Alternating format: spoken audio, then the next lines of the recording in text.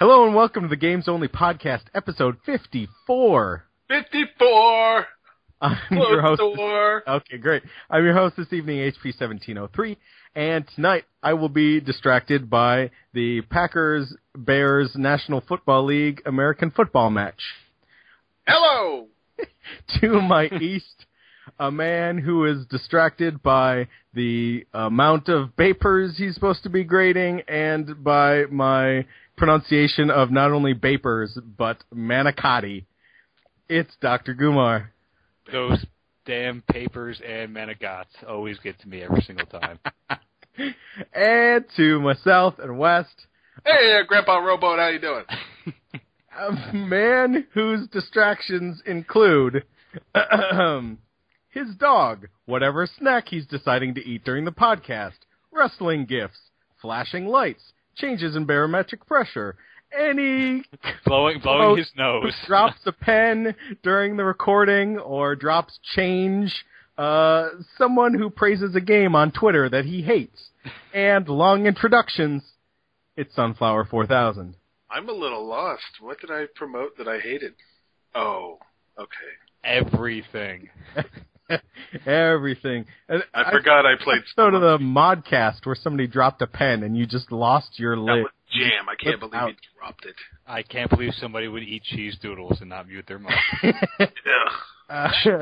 Let's talk about some games, shall we? It's been a long time since we caught up with the various sexploits of our very own Sunflower 4000. Oh, hello!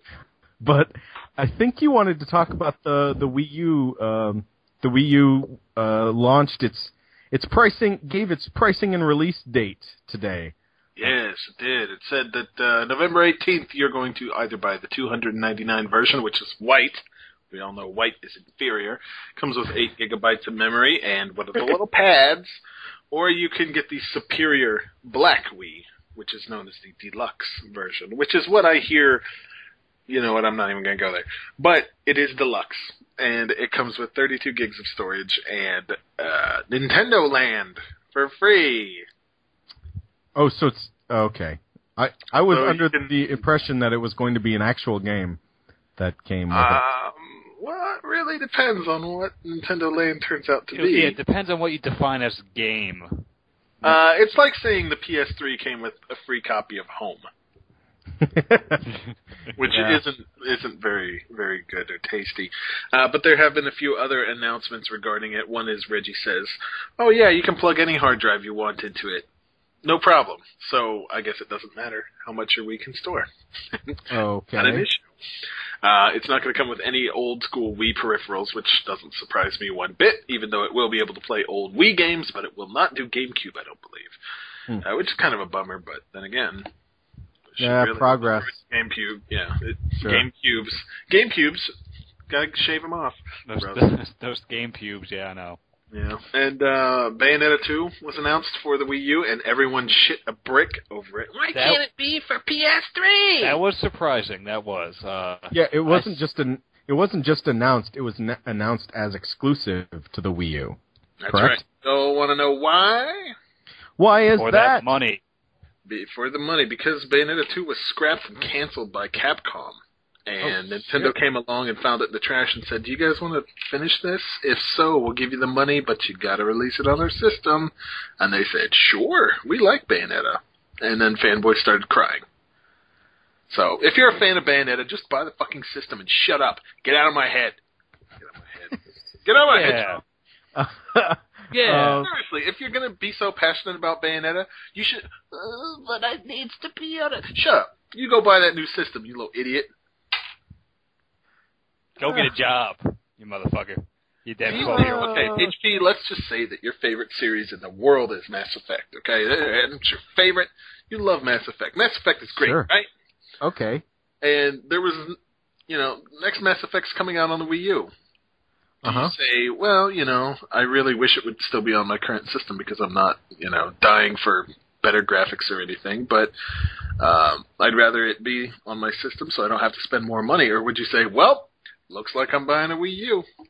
I generally don't buy an entire system. I don't buy hardware to play one game. You're impossible to discuss hypotheticals with. Yeah, I mean, no, for me, I would buy the system because I know there'd be other games on that system that I would play. But the main reason why I would be buying it is so I can continue on with the series. But it's not like I would buy the system, play the game, and then watch it collect dust.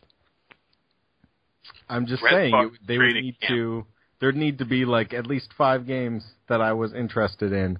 So you're saying that there's no way an exclusive game for a system could possibly sell you on something? Yeah, I mean, if the next Mass Effect was a Wii U exclusive, but there wasn't anything else on the Wii U that I was interested in, I would never play that game.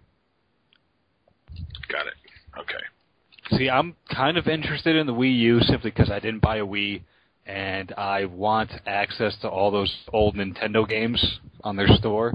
Oh, yeah, kind of like the Wii? Yeah, so maybe I'd buy a Wii U just to get the new Edge, but still get access to all those old games. What do you guys think about the price? $299 for the Ghetto Edition and $349 for the gigantic Black Edition. Oh, I'm sorry.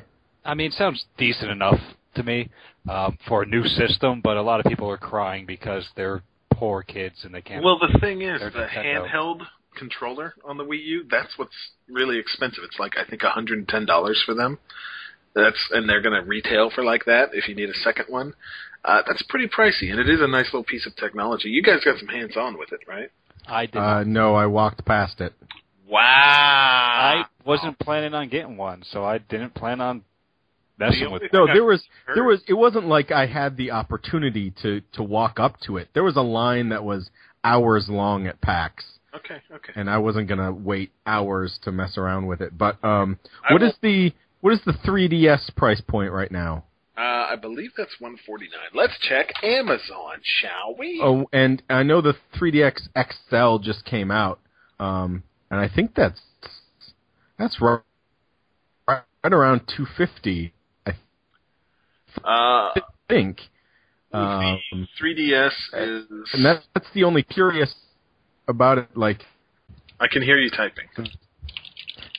The 3DS I can also hear you typing into Amazon. Should we all type right now? Yeah, that makes for great radio. That's all right. We're back here anyway. I tried to look it up, but you know what? I'm not going to. So I'll let Doc tell us how much 3DS costs. The only thing I was typing was to tell you that you're breaking up. Cause could you look up the 3DS price? God, I'm going guys. right now. Holy crap! So it doesn't. I mean, it doesn't matter. The short version is $170. Is that the XL or the? The XL is $240. Holy Christ! That's the price of a Vita almost. Well, that's almost the price of this Wii U. So I feel like at that price point for their handheld, they should be charging more for their console. Now I really don't understand why someone would complain. Yeah, I don't either. They want things for cheap, and they will complain at whatever price they tell you. Regardless of what they've announced yet, any interest in picking this up at that price point, or was it just like, whoa, no thanks? I don't think it's the price point. I think it's that I don't want another Wii hardware system collecting dust. I don't even have my Wii connected to anything. It's in a box. Is it a nice box? It's actually not a bad box. But regardless, I mean, I don't want to buy another Nintendo product and have it collect dust. So I'm in the same boat. I mean, I'm a little interested, but the games are the games I could buy on the 360, and I would probably prefer to buy on the 360. Unless something really hits my eye, then maybe I'll pick one up. I'm probably just going to pick up a tablet this year and not buy a system. Okay. Well, that concludes our Wii U talk. Well, Sonny, are you going to buy it? You didn't ask yourself, you know. Oh. It's not just about us. It's about you. Probably not. I really need to see what what Microsoft's putting out next year. That's right, next year. Yeah, that's the rumor spread by Sunflower 4000. Well, I'm more interested in this smart glass thing. I think that can. I think if smart glass is free, yo. What? Smart glass is free. I know exactly. Yeah. Smart glass is kind of doing what the Wii U is doing. Maybe not as integrated, but it could. So I'm just gonna sit and wait and see what goes on. That's usually one of the best things to do when a new console releases, unless there's something you have to play when it that actually releases. You might as well wait on it. Like the list I've been seeing for the Wii U, the launch list is completely ridiculous because what they consider to be launch titles are titles that are going to be released from the day it launches in November until the end of March. That's their launch window. So any list you see, you don't know what's actually going to come out on the 18th. The only game that I know for certain, because I haven't researched much, that I know that's coming out when the Wii U comes out is Black Ops 2. That's it. That's the only game I know that's definitely going to be coming out at the same time. Did they talk at all about how online connectivity will work in terms of like friends lists and they probably are they still doing? I ignored it. I don't remember. Okay. Sorry. Yeah, it was all about the money. That's what everybody wanted to know, the money and the date.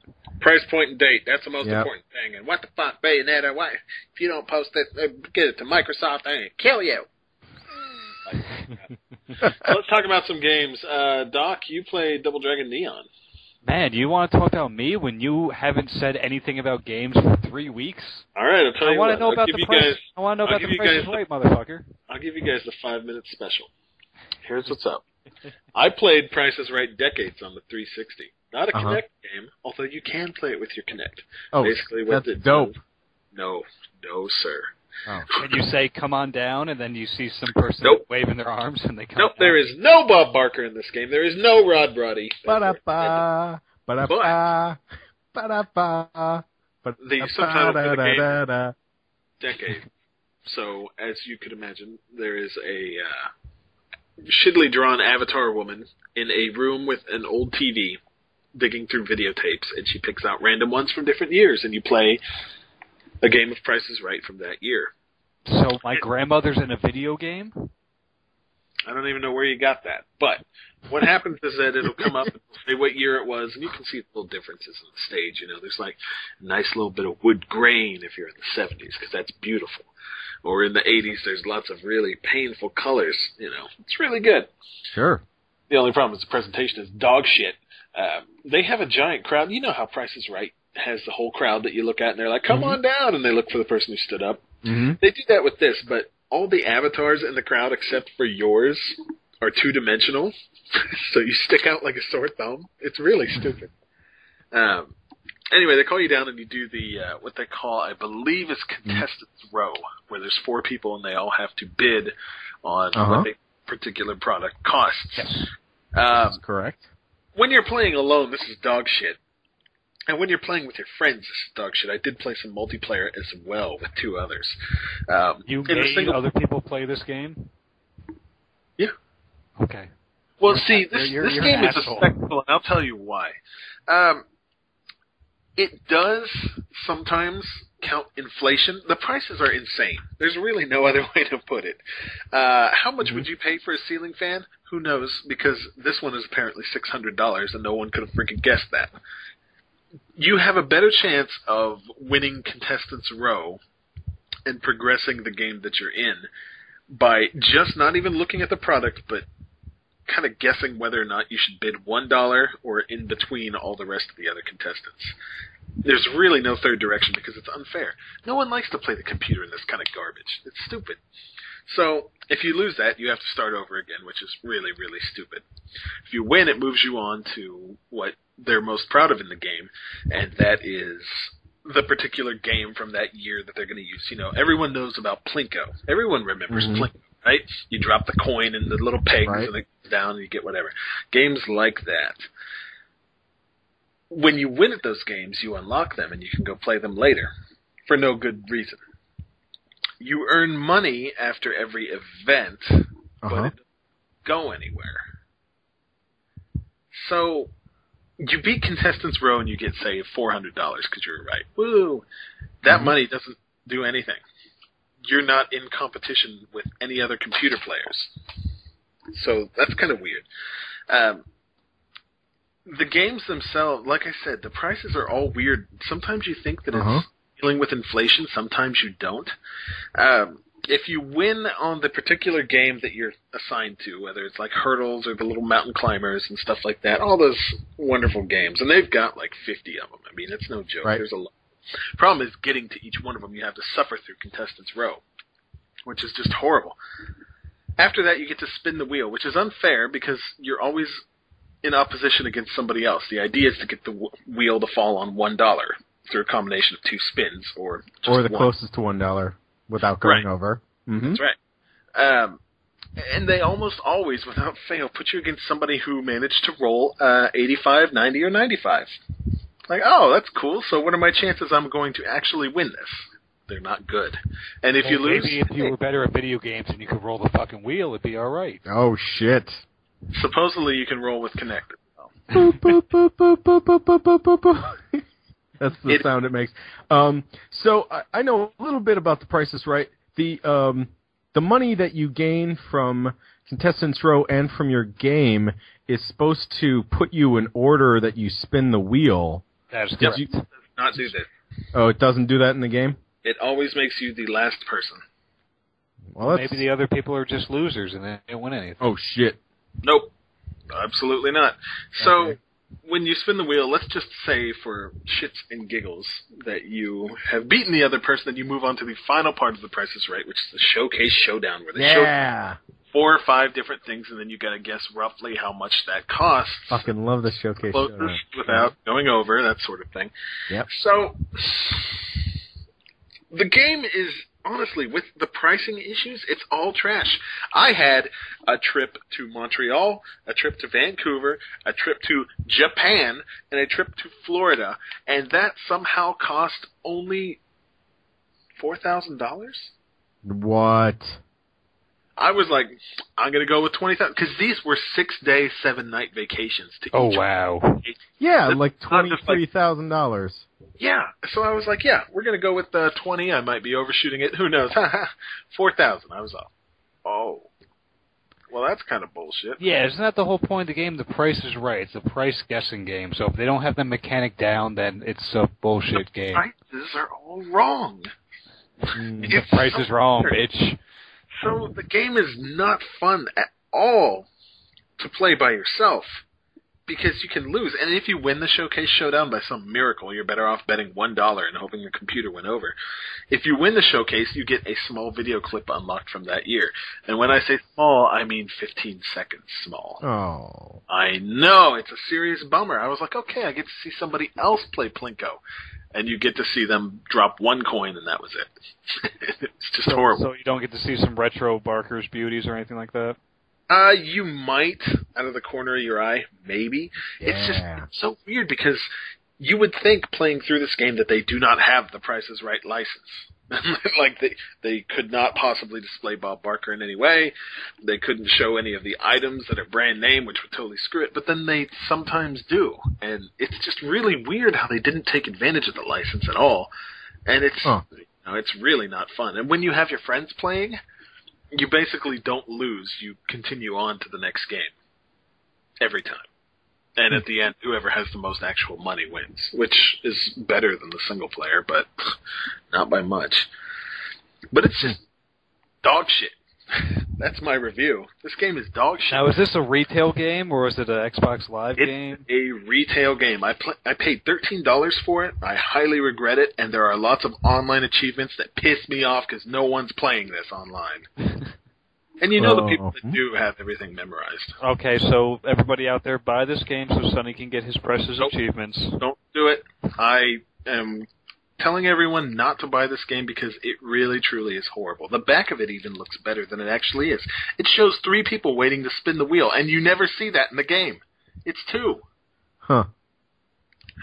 So it was developed by Ludia, who I believe are French. I looked at the credits because I wanted to know how small of a team put this together. No, there's a few hundred people. Whoa. Figure, yeah. See, if they're French, that explains that they're trying to bash the American way, and what better way to do that than fuck up The Price is Right? I mean, honestly, The Price is Right could be really awesome if they got Bob Barker. If they fix the interface issues and the pricing issues, then it could be entertaining. It could be fun. It would be good, kind of like they did the 1 versus 100. free game that people can just play online. Advertisers get their stuff in the game. Hell, that would be awesome, right? Yeah. Sure. This one, unfortunately, the high spot of this game is looking at old Price is Right footage and watching someone drop a chip into Plinko for 15 seconds and moving on. Okay. I didn't have high hopes in the first place. Speaking about moving on, I played the Press Your Luck game on the DS. That's not good either. I think it's made by the same people. Huh.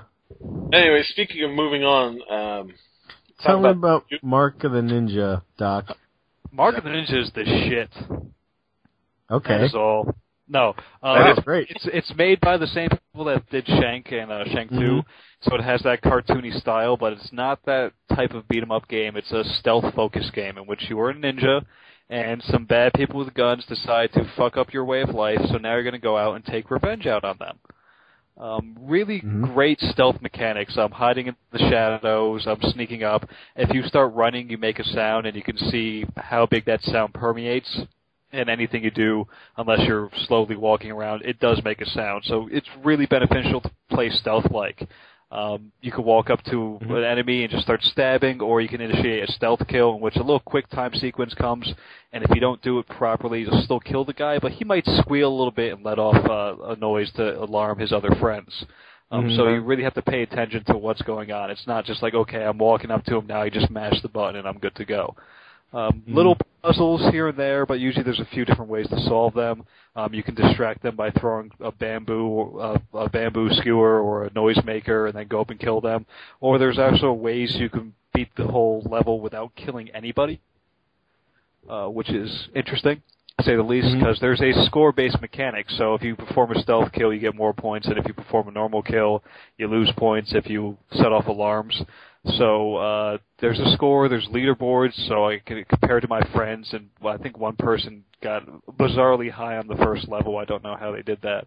But yeah, there's bonuses for not killing everybody, finding all the collectibles in a level. Maybe I have your attention now, all the collectibles in the level. Some are kind of boring, they're just artifacts that give you points. Other ones actually give you a piece of a little side story, like the lineage of this ninja clan. So those are fun to find. All written in haiku. Yes, all written in haiku. It's beautiful. And they have to mention a falling leaf at least 3 times in that haiku.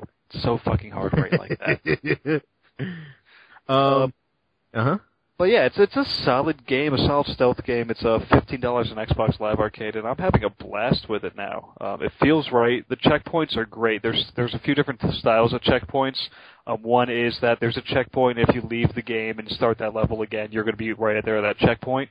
And those are there's 3 or 4 of those in a level. But if you actually die, like if you walk into a room and you fuck up and you die, it'll start you right outside that room.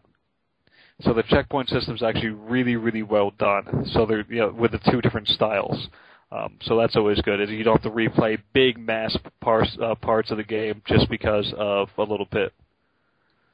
I was really looking forward to this game. I haven't gotten time to play it, but one of the things I'm interested in is there are kind of 3 different trees you can you gain abilities, you level up essentially, and there are 3 different kind of trees, and one of them is kind of techniques to be more stealthy, and one of them is like a terror tree. I haven't really come across that yet. Right now I'm just picking up other pieces of equipment. I'm on the 2nd level, I think. So we're picking up other pieces of equipment. But that'd be cool if there were different little trees I can go down and specializations I can do. But right now it's just solid, straight up stealth action. There are... Eventually you can get abilities like that will terrorize guards rather than go stealthy around them. All right, that's pretty cool. I know the main ninja has like these fucking tattoos on him. So like those are supposed to be like magic tattoos, and he'll go crazy once after a certain point. So he's supposed to, at the end of the game, he's actually supposed to kill himself before he goes crazy. So a little weird thing like that. But yeah, I haven't come across any skill trees yet, but that would be interesting to see. Right now, just the stealth action is good enough. Yes, yeah. So, right. I'm really looking forward to playing this game. It sounds like it's super deep, and even if you only play it as a stealth action, it's still interesting. Yeah, it still has that nice art style like Shank does, except it's not just a bland beat 'em up like Shank. It actually takes some thinking. So I'm really enjoying it so far. Sounds good. All right. Bimp. Let's roll on. Bimp. Let's roll on. Do we want... No Bimp. You told us to Bimp. Let's... Now we have to Bimp. So, yeah, I'm really looking forward to Mark of the Ninja.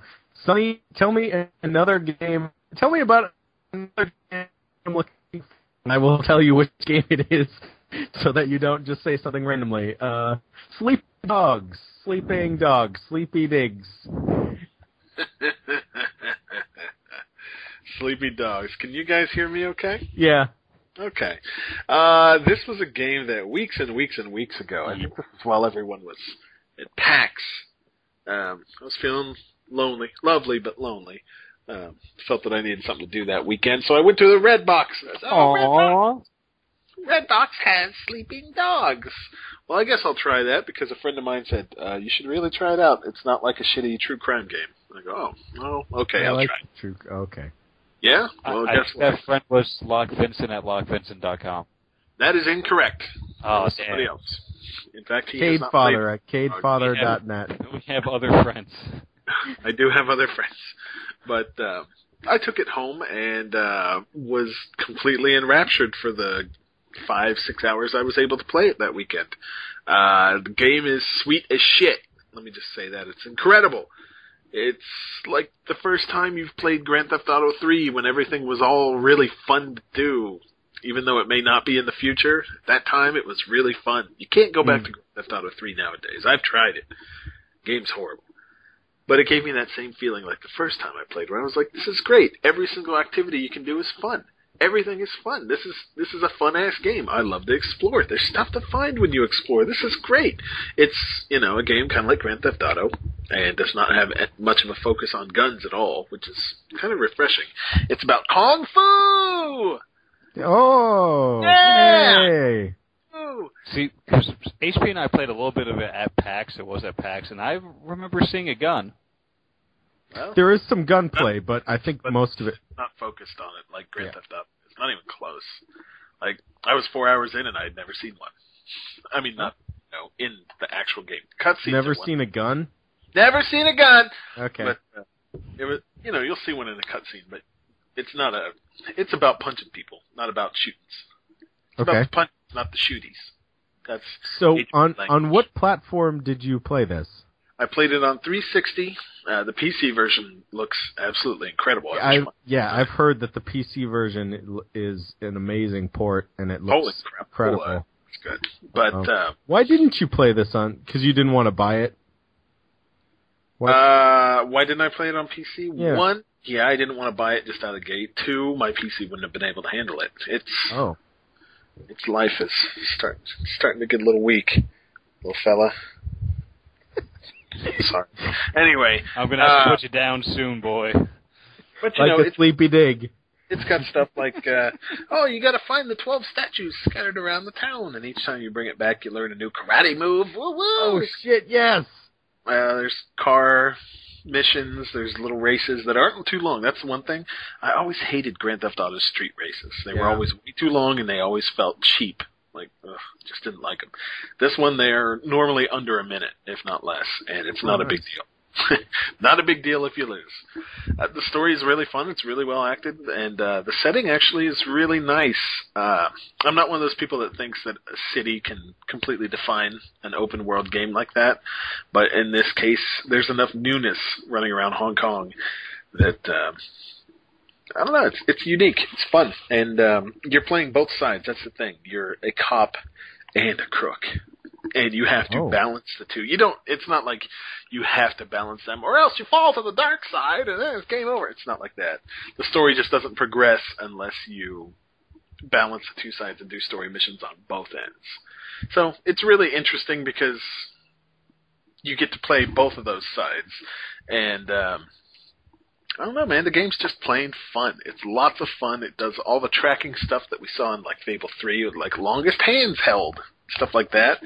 But it's stuff like longest continuous drive, and it's got little leaderboards as you do it. So you always keep getting your attention torn away just a little bit so you can do better than your friends did. And it's cool. Highly recommended game. Tons of fun. But don't rent it because there's a lot of content in that sumbitch. You need to buy it. Highly recommended, and it's $50, not $60. So go get it. Are you going to try to buy it on the PC? Or nope. No, well, I mean, something. But just my PC, I don't think could handle it. It wouldn't do it justice. Getting to the point where games are starting to outclass it just a bit. You're not going to do what I did when I was on my laptop and I bought a game. I'm like, I could play this when I get a new desktop eventually. Yeah, I'm trying to fight that because by the time I get a new computer, I might be able to find it for $20, and I'd rather do that. So, I don't know. I'm hanging in there, but God knows when I'll be able to get a new PC. So, speaking of PC and Steam, Steam did something new this week that I haven't checked out yet. What was the big deal or whatever it was called? Oh, the wall thing? They put out Big Picture mode, which Big Picture, yeah. You can choose your games with a controller. A lot of PC people think this is big shit. Personally, myself, yeah, I was confused by their instructions. Like, all you need is an HDMI cable. I'm like, so I'm hooking my PC up to my TV. That's it, right? It's meant for people who want to play PC games from somewhere more comfortable. They call it a comfy couch because they're pricks. That's just the dumbest thing. Wow. But that's all it is. You're hooking your PC up to your TV. It's kind of equivalent to, do you want to get up off your ass and change discs, or do you want to have it all on one disc? It's kind of that same equivalent. Not a big deal for me. I say get up and change the disc. I don't give a crap. But for those who are really, really lazy slugs and want to be subhuman trash, now you don't have to even move to play different games. So awesome. There you go. That was nothing as to where I was going for. I was just curious as to how it hooks up. It's just your PC connected to your television, and that's it, right? Well, no, not necessarily. I mean, if you've got you can just use a controller to choose the games. I mean, like, it's not necessary at all. And you can type with a controller. Oh, I did see that. That looked interesting how they implemented that, at least. Yeah, the daisy pedals or whatever it was. Yeah. Horrible stuff. Apparently horrible stuff. I think it's just don't try. Just don't bother. Apparently Sonny is a PC snob. That's what I'm getting out of this. I knew that a long time ago. He wants the world of PC and console to never meet again. He hates everyone in the world. How does this make it more like a console? Because you can sit like a slug, like a piece of trash, and never have to stop eating Cheetos to launch a new game? Speaking I of... knew you were eating Cheetos last week. The bottom line is, though, that's all it really is. It is you don't have to get up off your ass to change games. Okay, so I don't have to mouse over to change my game. I can do it on the controller. Right. Instead of moving your hand a few inches at the most, you can tap a few buttons. Okay. Well, I have my mouse on a completely different table than my computer. I have to stand up and walk all the way. So this is super useful for me. Because I have the mouse is in the kitchen. I leave it there. I only change. The mouse came with a 100-foot cord, and I feel broken if I can't use the entire thing. Yeah. So that's Steam TV picture big thing mode. Big picture mode. Big picture mode. Sonny would put it the lazy slug mode. Basically, shitbag mode. You know. Shitbag mode. Sunflower 4000 views do not respect those of Games Only Podcast. Thank you. Why not? I'm just saying that if I use a controller, I'm not going to call myself a shitbag. But that's shitbag style. Anyway, shitbag style or not, HP, have you been playing anything on your computer? With the controller? No, I don't mean you split. fucking shitbag. Your segues are awful. You called it out. It was awful anyway. Thanks to friend of the show, Dr. Gumar's recommendation. Oh yeah. Perhaps a penny. I played some of the Penny Arcade 3 on the rain slick precipice of third chapters. Darkness. I played some of that. It was on sale last week, I think, on Steam for like $2 or something. Yeah, it has to be a good price because it's normally like $5. So on sale, It has to be like cheeseburger money. Right. I figured there was nothing to lose, so I picked it up, and I think I'm about 10 hours in, something like that. Holy bananas! So you're probably pretty deep into the game. Yes, I think I'm at least halfway. The game is long, and for the price, it is definitely worth it. Now, I am not somebody who played a lot of PlayStation era turn-based strategy RPG kind of. This is more games. like Nintendo era style. Yeah, I didn't. I think Xbox was the first era in which I started playing RPGs. So, if somebody's burnt out on this type of game, I don't know that this does anything new for them. It adds some humor and some specifically penny arcade humor, but since I'm not burnt out on that style game, I'm enjoying it quite a bit. A friend of the show, Dr. Gumar, has already mentioned enjoying this game a lot. I went to a panel at PAX that had the I think it's made by Z-Boyd, and the owner of Z-Boyd Entertainment or whatever, Z-Boyd Games, whatever it is, was on that panel. It's about RPG mechanics and how people like them are making classic-style RPGs with slightly different mechanics. And everything he mentioned actually says true to this game, because if you're actually playing an NES game, you would have to be required to grind and level up your characters until you're able to beat a boss. And in this game, they just happen to have a set amount of encounterments. You don't grind. You will never grind in this game. You just go and play. So they kind of treat each fight as opposed to a random encounter. Each fight is its own standalone puzzle. That type of style, as opposed to, I just need to grind through this and get through it. So it's a nice little breath of fresh air, even if you are a little burnt out on that old style game. They're doing things to try and make it better. I think one of the things he said, the people that made the RPGs back in the late 80s and early 90s were just a bunch of assholes, and they were just mean, because they made you play the game for an ungodly amount of time just to progress. I didn't know Sunflower designed games in the late 80s and early 90s. It would make so much sense. But he's like, they were just a bunch of assholes, because in order to beat this boss, you really need to be this level, but there's no way you could have been this level unless you spent 10 hours leveling up the whole way.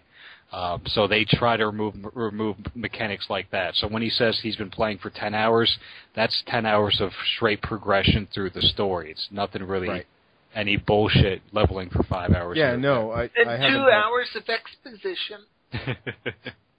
Yeah, it's good. It's good, and definitely for the price. Now, I am playing it on the PC, but it is an Xbox Live independent title as well, I believe. Oh, you can play it on your couch now. I used a controller for the game. Are you using a controller for the game? Of course I'm using a controller, because I'm a baby. He doesn't use keyboards. Well, this style game just feels right with a controller. It felt kind of weird with a keyboard. Yeah, yes. It is built for a controller, I think. And something that I don't understand how it's built for a controller. Tell me about Rock Band Blitz, Sonny. We've come full circle in the circus of morons that is music games, especially Rock Band. I've always kind of had a chip on my shoulder for Rock Band because everyone else liked it. It's just the way I am. But we've noticed. It's popular. Well, I just felt there was a lot of hypocrisy when people were saying, Guitar Hero, they're just milking it dry. In the meantime, I'm going to buy Rock Band Green Day, and Rock Band 2, and Rock Band Van Halen. Just whatever. I'm just like, come on, man. Rock Band's just as bad as Guitar Hero at milking their franchise. Don't make them out to be special. But that's something else. Rock Band Blitz is basically a Facebook game that you pay $15 for. It is a track pack for Rock Band 3 as well, so that really justifies a lot of the price. You get 25 songs, which is a hell of a deal compared to most Rock Band music, which is, I believe, $2 a song, which is really steep looking back at it. If you have Rock Band songs on your console, from Rock Band 2, Rock Band 1, the dog's barking right when I'm talking. But if you've got those on there, you can also play them in Blitz. Rock Band Blitz gives you 2 buttons. Notes appear on one of 2 different spots, and you hit the notes. The idea is to level up your tracks. There are 4 or 5, good lord, 4 or 5 different tracks. One's the guitar, one's the vocals, and as you hit the notes correctly, it will level them up to give you double score multipliers. And at different checkpoints in the song, those score multipliers, they don't really reset, but they give you more room to grow even further. Like, you can only get to 3x in the first portion of the song, and then if all the tracks are at 3x by the time you hit that divider, then you can go up to 7. And so it's always you switching between the tracks, trying to make sure that you've got the biggest multiplier before you hit the next portion so that you can score higher. At the end of the game, you get coins to use on power-ups for other songs that you want to sing, and it's just a score attack game, and you use 2 buttons. It's simple as hell. It's not too bad at first blush, but as you play it, it starts to get kind of old, and at this point I don't know if I'm ever going to play it again. I ran through the new songs because there were achievements attached, and I am a sad person. Now that that's done, I'm not finding much motivation to play it anymore. Not even leaderboard stuff? No, because the problem is Rock Band, most of the games that are going to be in Rock Band Blitz, unless you somehow really love those initial 25 songs that they gave you, there are, I believe, around 7,000 songs to choose from in the store, and since you can buy anything you want in the store, you're pretty much guaranteed that none of your friends own the songs that you like. So the score attack is not fun. Furthermore, I mentioned the coins and the power-ups. You're not going to put a good score on your song unless you have spent all your coins on power-ups that one time. Oh, okay. Yeah, so anytime that you play a song just to earn coins, you're never going to set a record, ever. Not even close. You're going to actually do horrible and get 3 to 4 stars on the song. It's impossible to get much higher without using all the power-ups at your disposal. So their economy's kind of broke-ass, and that sucks. So, Rock Band Blitz, it's fun to just stick around in, but loses its luster pretty quick, and I gotta say, $15 for a track pack, if you still play Rock Band 3, it's a great deal. If you don't, like me, you're gonna feel like you just had someone stick their big toe in your butt. Said have a nice day. So does that mean you dislike it? I don't... It really boils down to, do you still play Rock Band 3? If so, this is worth your money. If you don't play Rock Band 3, the game's not enough. The game is just not enough. So you don't want someone to stick their big toe?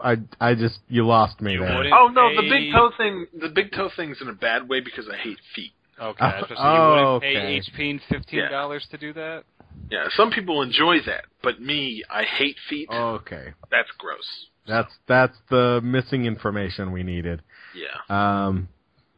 I was feeling a little human by the time I was... A little too human? Perhaps I was. I re-rented 2 Human, folks. Uh-huh. And if you'll remember, me and HP played through that, and we had some weird memories. Mostly the story wasn't there. Right. Well, they could have just been pieces of memories, because this was, 10 years ago you guys played this together? Apparently it was like 4 or 5 years. Can you believe that? No, I can't. That's just sickening. I cannot believe that. I know, it's insane.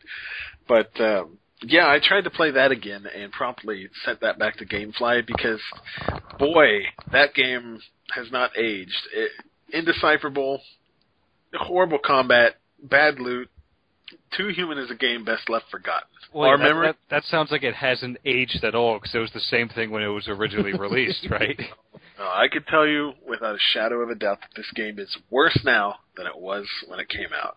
That game is absolutely horrible. So if you see 2 Human and you wonder to yourself, I wonder how this game held up, I'll give you a spoiler. It didn't. Don't do it. Don't do it. Okay. I mean, stuff like that just made me want to turn into a strange shape. Speaking of shape. A shape? No. You know what my favorite shit. shape is? No. A hexagon. Okay. Actually, I've been reading a bunch of Marvel comics, and there's a character named Black Bolt, and his full name is Blackagar Boltagon, which rhymes with hexagon. I've been playing Super Hexagon on my iPhone. Wow. It's the latest Terry Kavanagh I game. didn't think you could get worse. You've gotten worse. You're really- actively worse. I was playing Super Mario World, but there was something else super I was playing. Super Hexagon. I Okay. just stopped it. Tell me about Super. What the hell is Super Hexagon? I've been seeing tweets and I don't understand Yes, because I don't have you. an iOS device, or else I'd be on that shit. All right, 'Cause I felt left out. let me break it down to you, and it will be on Android, by the way. But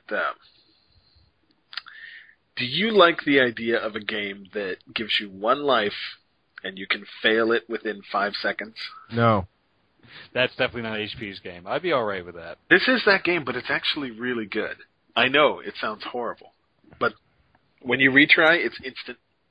It's all reflex. Basically, you're a tiny little triangle that skirts around the shape of a hexagon. You touch the left hand of the screen, you'll rotate counterclockwise. Touch the right, you go clockwise. And walls are coming towards you and get absorbed by the hexagon, and you have to find the gaps in the wall and last as long as you can. And that's the game. And I'll be damned, it's fun as hell. It's fun as hell. I managed to last almost 1 minute, and it was joyful. This was a great $1 that I spent, and everyone else should buy it. There's not really anything else to say about the game, but the music's neat. And there's 3 difficulty levels. Hard, harder, and hardest. That's the game.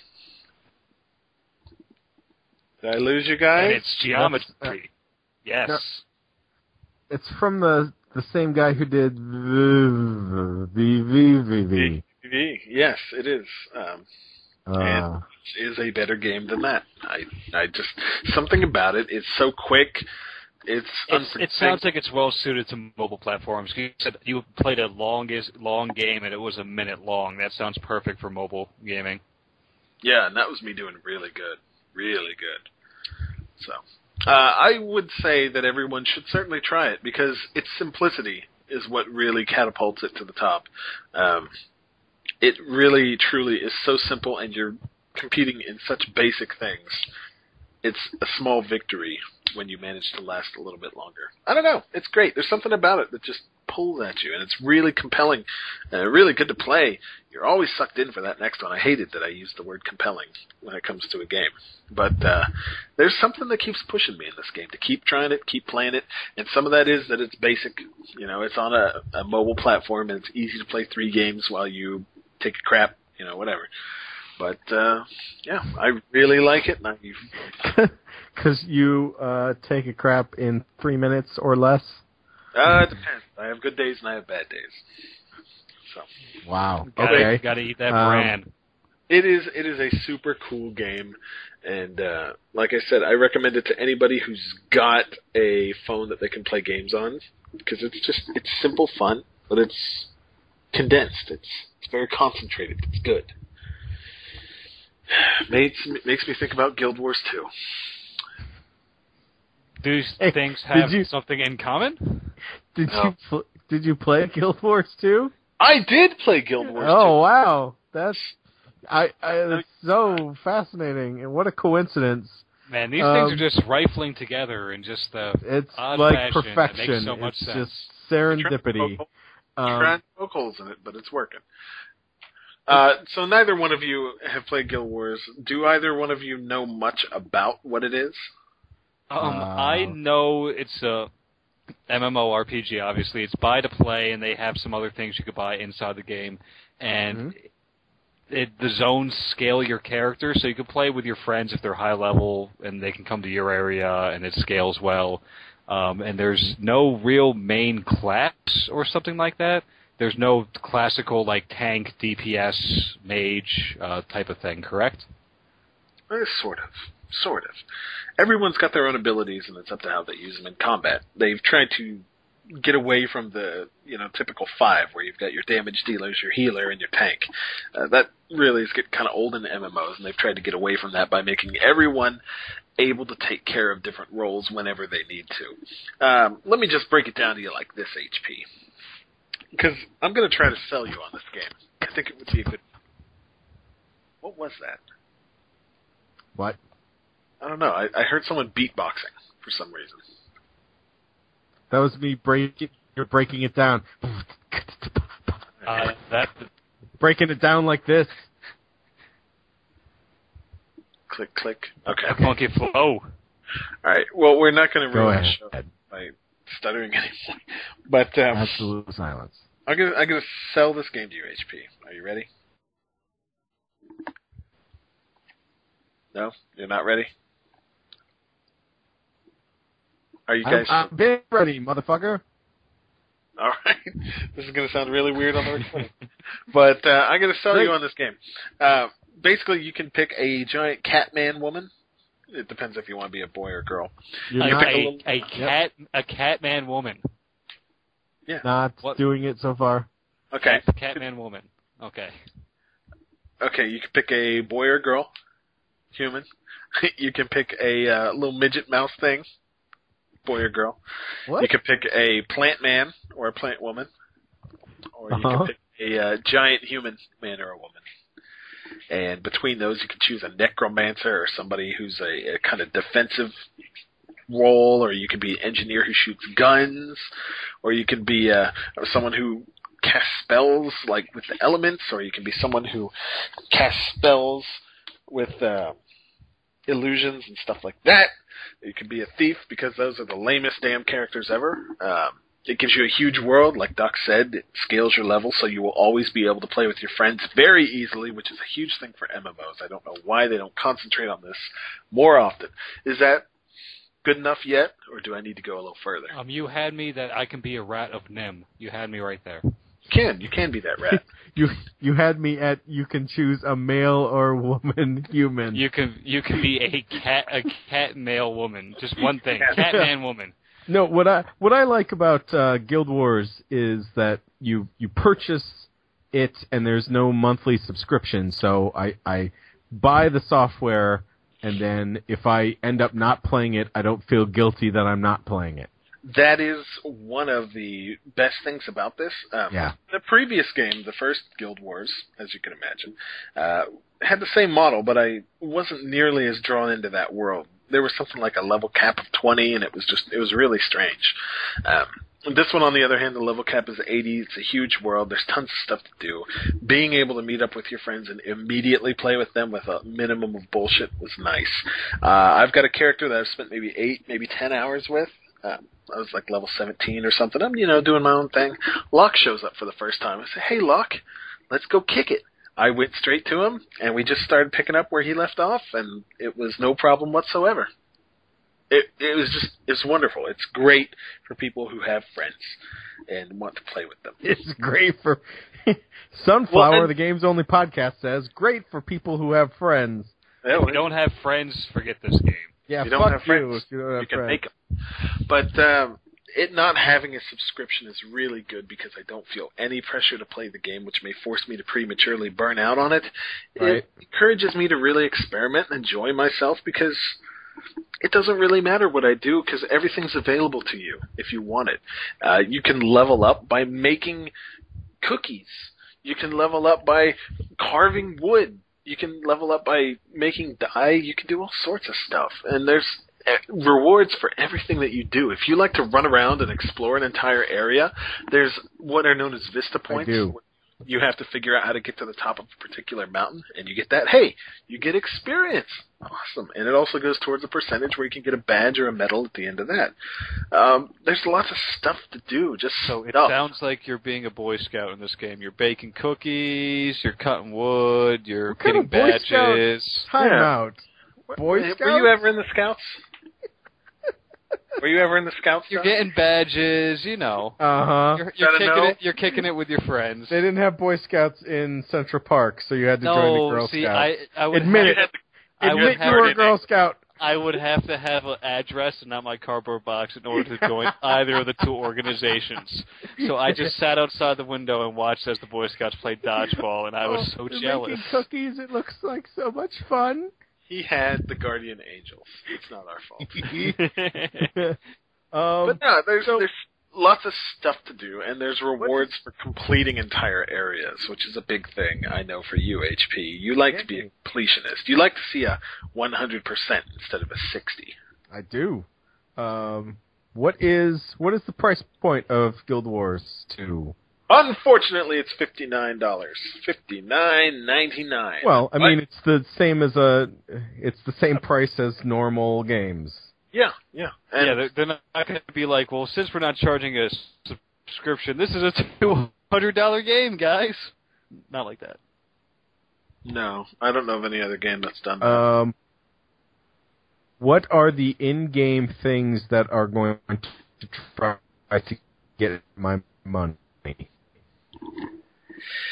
Well, am I breaking up? Okay. A little, but I got you. Can you hear me? Yes. Okay. What's going to keep you involved in this game? A lot of it's going to be being able to play with your friends at any time. No. What? What are they monetizing in the game? Yes. Thank you. Oh, nothing. No, you can buy stuff with real people money in the game. That's news to me. I know that. I didn't know. Or not. But I haven't seen anything. So I don't know. You can buy a copy of the game. Tough crowd. I know you can at least purchase aviator sunglasses. You can? Yes, for your avatar, for your character. That's dumb.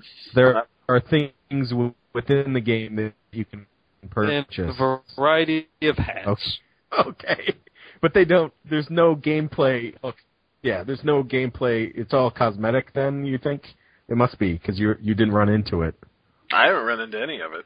I didn't even know it was available. So that's good. But, yeah, you can do world versus world where you compete with other players and fight them, which I haven't even touched yet. It's just been exploring the environment, going through the story modes. Yes, that's right.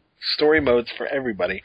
And, just basically having lots of fun. The game's just meant to, you kind of make your own fun, and it works. It's delightful, and I really wish I could play more. It's fun. All right. $59. I'd love to see any of you guys jump on board just because it's a neat game. It's a neat world. It's very pretty, and no subscription fees. Well, see, right now HP and I are playing another MMO. We're in the beta for Firefall. Oh, that's cool. This is a little different because it doesn't use guns or anything like that unless you're an engineer. But being able to cast spells is pretty cool. The monsters are kind of big. There's dynamic quests that go on. Totally just steamrolled your segue. Yeah, you did. Thank you. I did it on purpose. I know you did. I'm fully aware you did. There are dynamic events, though, that you can walk. No, I'm serious. This is important. No, I don't fucking care anymore. Take Guild Wars 2 and put it on somebody's foot and shove it up your ass. I'm